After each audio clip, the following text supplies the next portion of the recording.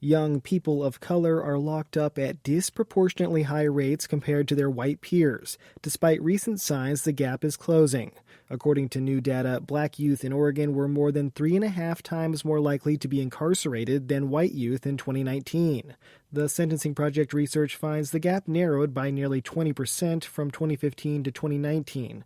But Alice Lindell with the Oregon Justice Resource Center says the continuing disparity isn't surprising. This isn't being driven by some rogue judge or one bad apple among cops. These are not problems that are primarily stemming from individual conscious racist decision-making. This is a systemic problem. Nationwide, black youth are incarcerated at a rate nearly 4.5 times higher than white youth.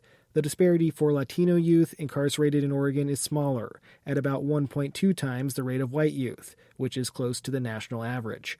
Report author Josh Rovner says one big factor in these disparities is that communities of color are much more heavily policed. He notes that when young people are arrested and charged, it can follow them into adulthood.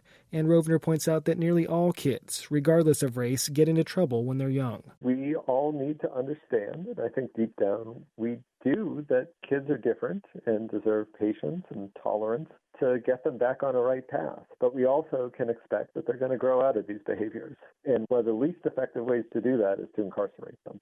Lundell describes seeing some progress from the Oregon legislature this session in terms of reining in police and reforming the criminal justice system.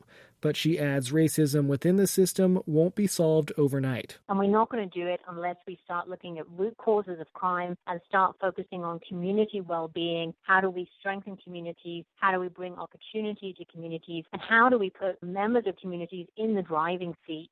For Oregon News Service, I'm Eric Tegedoff. Find our 8 trust indicators to support transparency and accuracy at publicnewsservice.org.